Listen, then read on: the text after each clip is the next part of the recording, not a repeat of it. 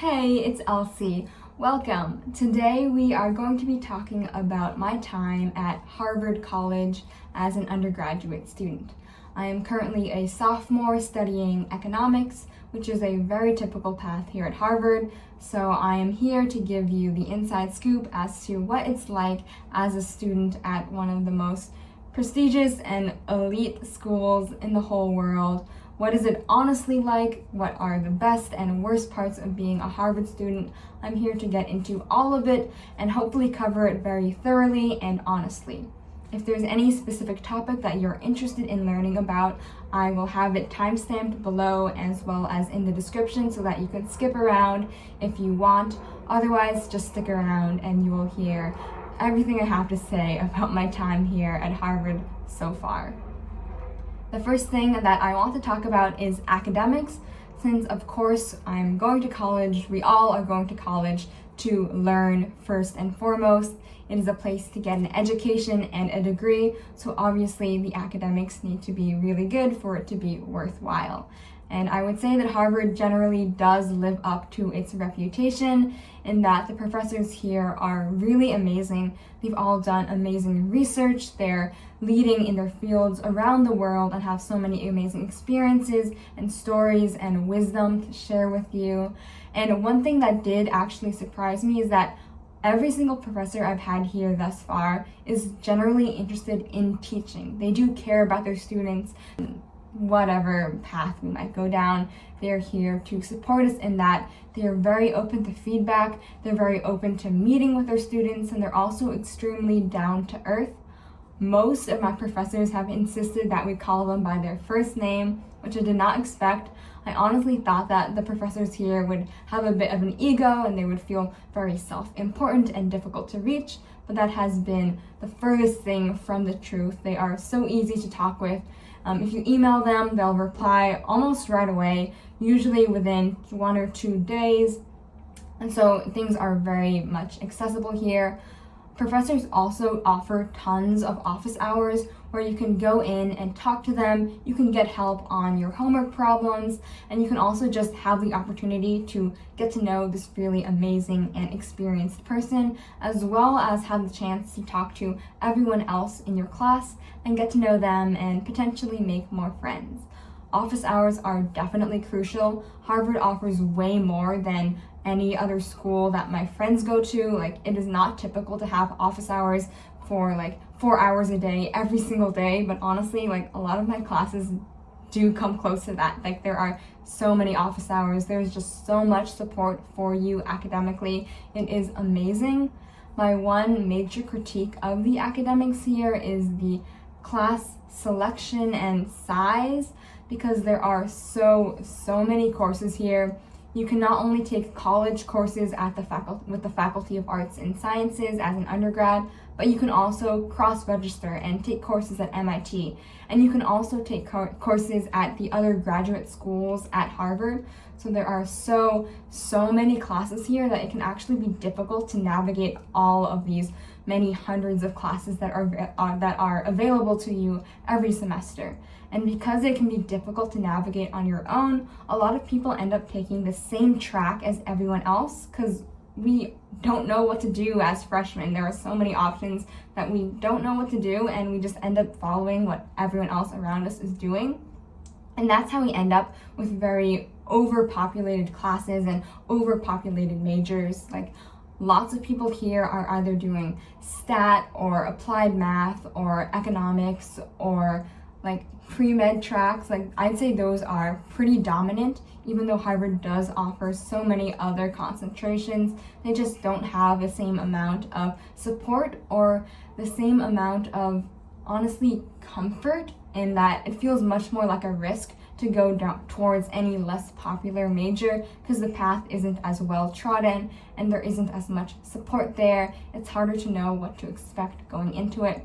So a lot of people just end up doing what's safe, and you end up in these massive classes where it feels very impersonal. It is extremely different from your typical high school environment. The lectures are obviously much faster paced. You don't have as much opportunity to practice the material.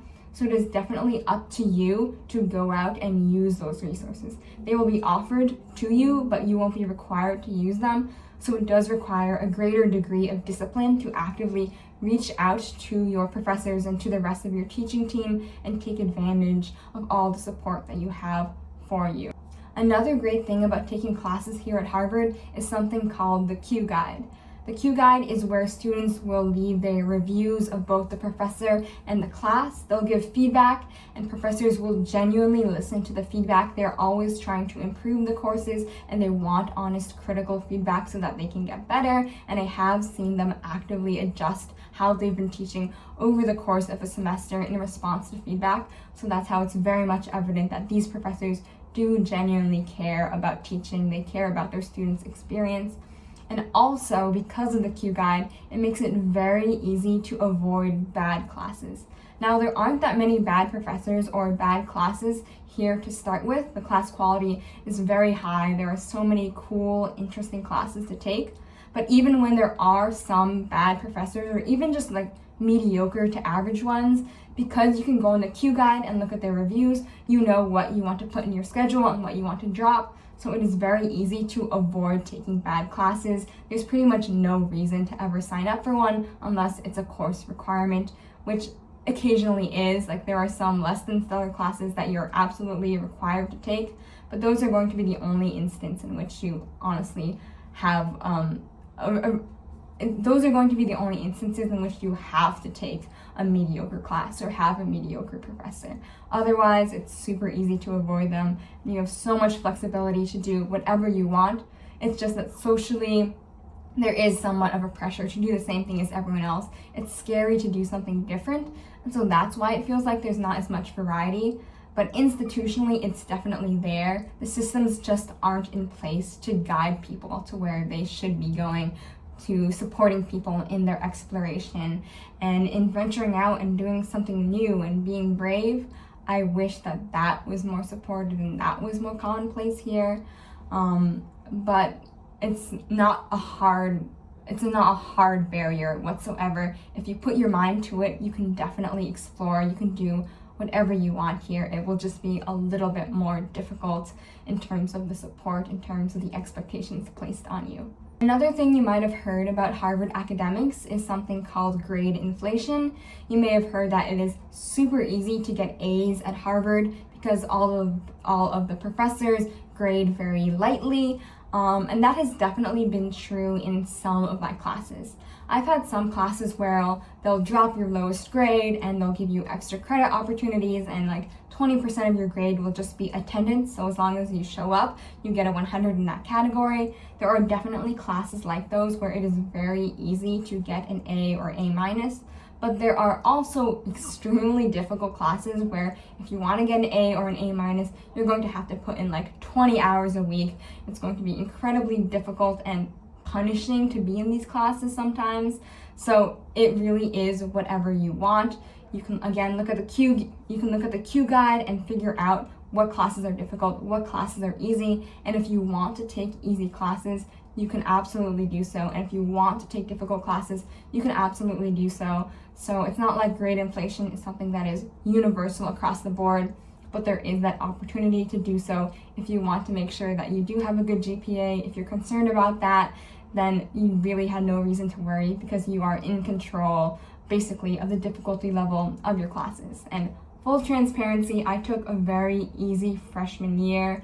I took classes that I knew I could get A's in based on Q Guide reports, based on the prerequisites, and that turned out great for me. I honestly would recommend that you do that for your first semester.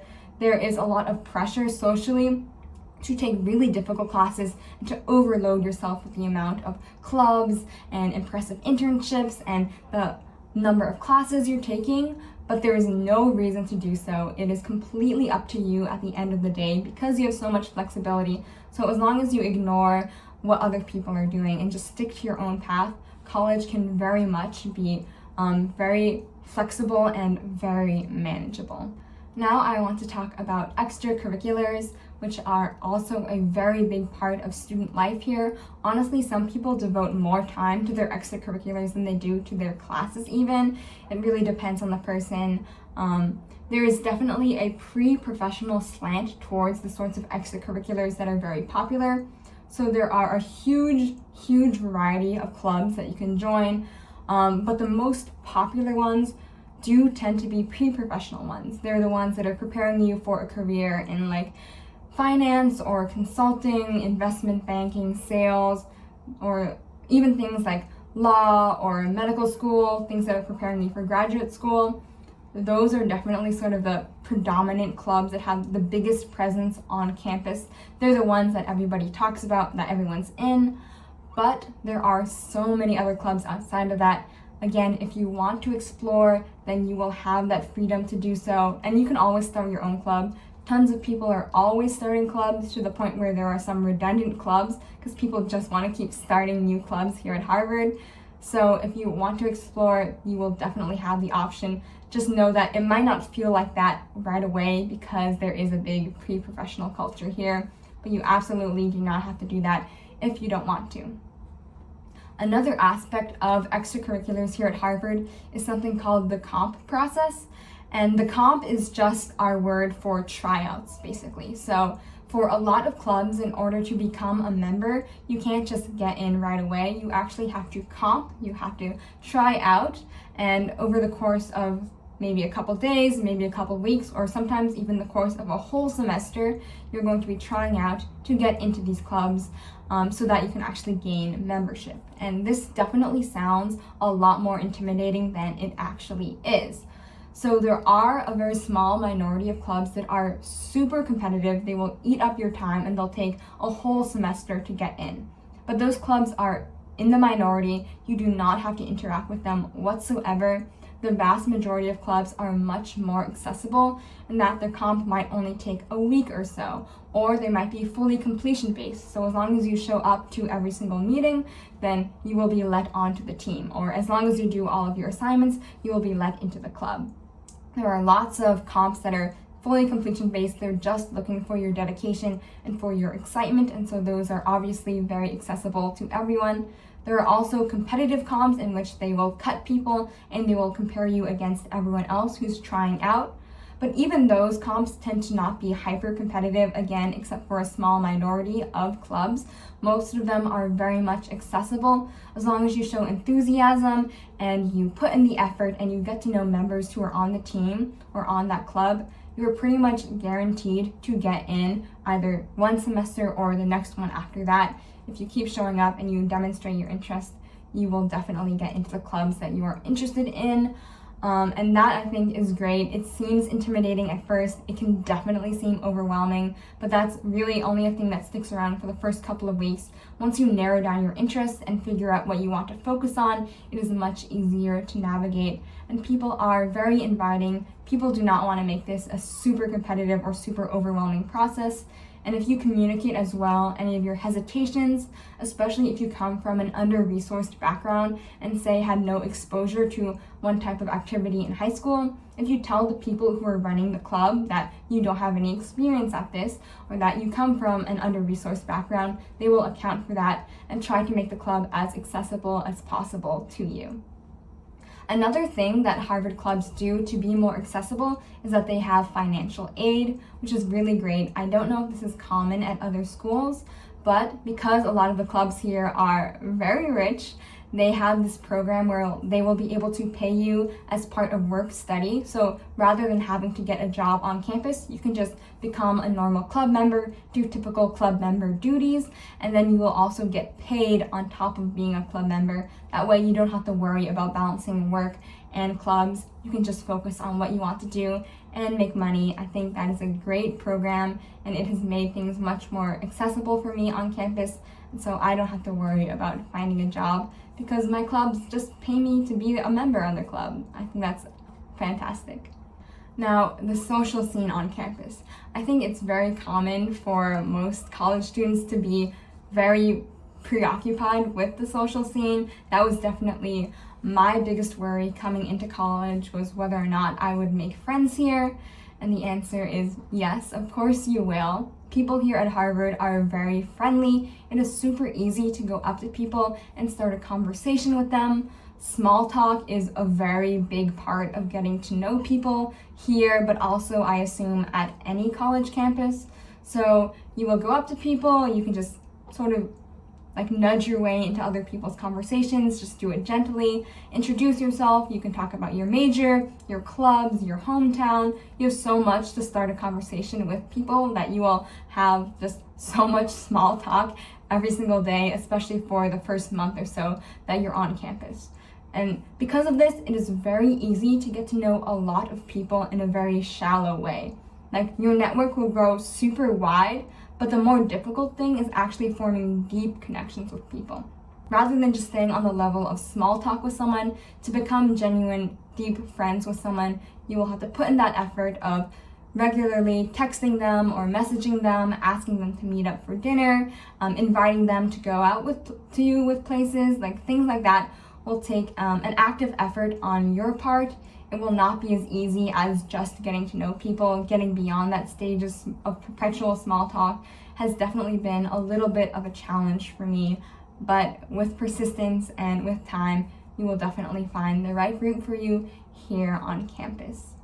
In terms of what the party scene is like now, I am definitely not the right person to ask about it. I'm not involved, but I know there are, of course, lots of parties happening pretty much every weekend. You will hear the music blaring. There was just a party going on last night that kept me up because the music was so loud. So it's definitely a presence here on campus. I'd say it's maybe a 50-50 split between half of the class that will regularly go out and party most weekends, and the other half of the class that tends to stay in on weekends. They'll hang out with their friends, go to a restaurant, watch a movie or something, but they won't actively go to a lot of parties every semester. So you can definitely find whichever crowd you want to be a part of. There's no pressure either way to go out and party, but there's also no pressure to stay in. It's really up to you because there is that split. Now, in terms of what the people are like personality-wise, on top of being very friendly, they also can be a bit of social climbers. Shifty eye syndrome is a real thing here at Harvard. If you don't know what shifty eye syndrome is, it's basically where people will be talking to you at a party or some other social event, but as they're talking to you, you'll notice that their eyes are looking around the room because they're looking for someone else to talk to. So as soon as you finish your sentence or as soon as you glance over your shoulder, they'll leave and they'll move on to talk to someone else. That is definitely a thing that I have experienced here because people, again, they know a lot of people, but on a shallow level. So once you're finished with your small talk, they'll look for someone else to go and make small talk with rather than really getting to know you on a more personal level. So it can feel a little bit sometimes like people are just using you to build their network out and they're not genuinely interested in you or your life. And that can suck sometimes, but it really just requires persistence in finding the right people that you do want to put the time and effort in to get to really know. Once you find those people, life will become a lot better here at Harvard. And another thing, this was also an expectation I had going in, that people would be very nerdy and also very smart. Like people would be brilliant or geniuses, and I thought I would be constantly intimidated by the sorts of things that they were talking about or how they behaved in class. And while there definitely are a lot of teachers' pet type people, there's also social climbing type people, I would say that the average person here is no more intimidating than the typical person you would find at any average public school taking an AP class, and that Harvard students really aren't any smarter or more intelligent than any other student doing well in school. It's just that they tend to be more privileged, they tend to have more ambition and more support behind them. That is the real difference. It's not really intelligence. And that's not a knock against anyone. That definitely applies to me too. I'm not anything close to a genius. I just had a lot of support growing up that helped me get here. And because of that, people definitely are not as intimidating as they seem. You will run into true, genuinely brilliant people, but it's pretty rare, I would say. Another thing that is also surprisingly rare is the amount of people who seem sort of nerdy. Like, to me, that is the sort of person I tend to connect with, because I think that I'm a relatively nerdy person. I'm not this like socially adept small talker who can sort of like glide my way into anyone else's conversation. I'm not really great at mingling, and it surprised me at how many people really were great at networking, how many people are very much extroverted. They're out there. A lot of people do go to parties, and I was honestly expecting more people to be more quiet and nerdy, but I would say that is not what the typical Harvard student is like. They are very much put together. They are very much outgoing and friendly and extroverted and socially adept, I would say. That's what the typical Harvard student seems like to me.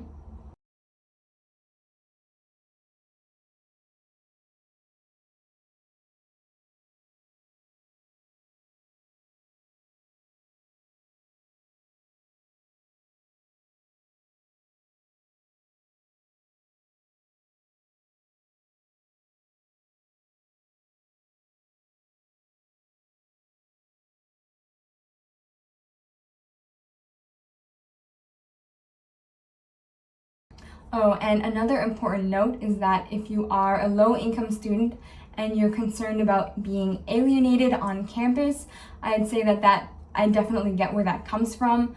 Most people here at Harvard are definitely either wealthy or they come from a wealthy school system.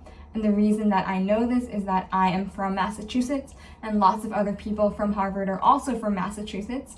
And so when I ask them, oh, what school did you go to, or what town did you go to, I would say 95% of the time they will reply that they've gone to a very wealthy school district, or they came from a very wealthy town.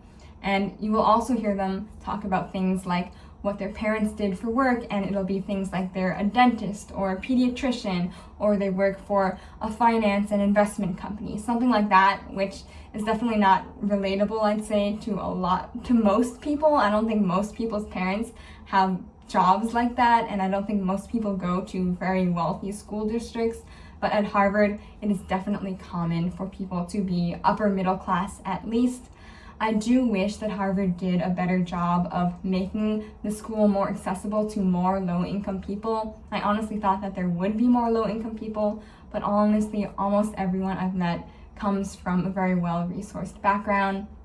But socially, I don't think that it's a huge barrier, and that yes, there will be some conversations that you can't relate to.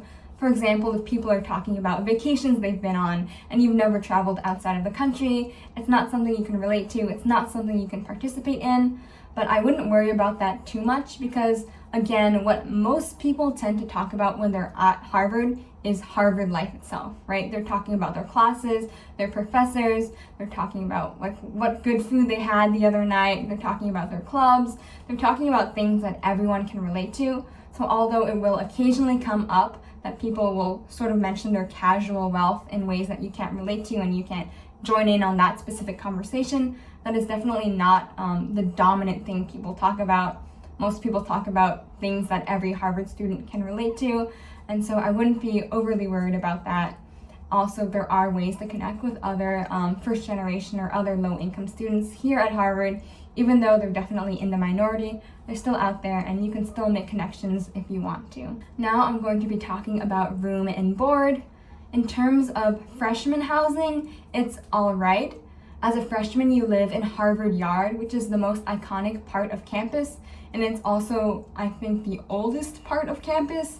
So lots of the buildings there are very old, and they definitely look and feel old. Some of them also have mice, which isn't a huge issue. Unless you live on the first floor, you probably won't have mice, but there is that risk.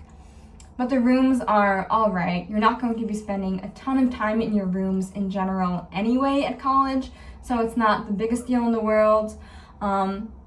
It's really nothing to complain about. The only bad thing is that there's no AC, so in the summer you definitely have to bring your fan or it will get hot. Also, the Wi-Fi can sometimes be unreliable because when it works really well. The Wi-Fi is very fast, but it's also somewhat common for the Wi-Fi to just go down for hours at a time, and that can be majorly annoying and stressful. But you just have to deal with it. I don't know. It's just a part of life here, and it's, I think, a common issue to have in any college you go, that the Wi-Fi will sometimes be unreliable, and your rooming situation will sometimes be less than ideal, but you adapt to it, you get used to it. Now, for upperclassmen housing, I'd say on average, the upperclassmen houses are a lot nicer. They're more newly renovated, but it is also much more variable. Because there's a lottery that places upperclassmen into houses, if you get lucky, you can be placed into a freshly renovated house, and then those houses are so beautiful. They look very modern and clean, and it is just an absolute pleasure to live there. Like, I got placed in a really great house, and I feel super lucky. So I'm really happy with my current living situation, but there are also older houses that haven't been renovated recently, and so they're not as nice. There are also upperclassmen houses that have roaches and mice as well. So that, I would say, is the biggest downside of housing at Harvard, the fact that some rooms are infested with pests. To me, that is a major downside, but again, it is completely out of your control. It is a total lottery. Most rooms don't have mice and roaches, but if you do get placed into a room, if you just happen to get unlucky, then that'll really suck, and you probably won't want to spend a lot of time in your room. So that is definitely the worst part about Harvard housing. Now, food, I think Harvard has a reputation of having pretty bad food, and I wouldn't say that it is entirely unearned. During COVID, the food was really bad. I got sick of it so quickly because it was just one entree option, and it would be in a microwavable plastic box, and it really just wasn't the best quality of food, and everything kind of tasted the same after a while. Like, the only seasoning was either salt, black pepper, or parsley, so you got sick of the flavors very quickly. During a normal year without COVID, the food is obviously much better. Again, it is still a relatively limited options. There usually are only a couple entrees to choose from, as well as maybe a salad bar or maybe a sandwich bar. Maybe they'll put some soup out, but there aren't a ton of options. So if you don't like what they're serving for that day, you might want to find another option. You might want to go get a burger instead, because the houses often offer a grill that is always open, so you can just get like a burger or a hot dog if you don't like the option for that meal. So it's definitely not the best food in the world. There aren't tons of options, and there definitely are some meals that are really not good. They just don't taste good. The vegetables here also don't taste good. The tofu here doesn't taste good. So if you're a vegetarian or a vegan, you will struggle even more than your typical Harvard student. But the food, it's okay. You'll get used to it, and it won't be the end of the world. It really isn't something to complain about. It's just, college food in general is just okay. Now I want to talk briefly about the Cambridge area. I think that Cambridge is a great place to go to college. The size of Harvard's campus is great because the buildings are spread out across the city of Cambridge, but because of the size of the student body, you feel like it's the perfect size because you will be able to run into people. You'll see friendly faces along the way. When you're walking to places or when you show up to new clubs, you'll just happen to know the people there, and that's great. But also the school is big enough that you can constantly be meeting new people every week, and that's also great. So to me, I love that it's a medium-sized school. The area itself is very nice. I like that there's snow, although it can definitely get annoying when you're walking to classes. But I personally enjoy seeing the snow, and I enjoy getting all 4 seasons.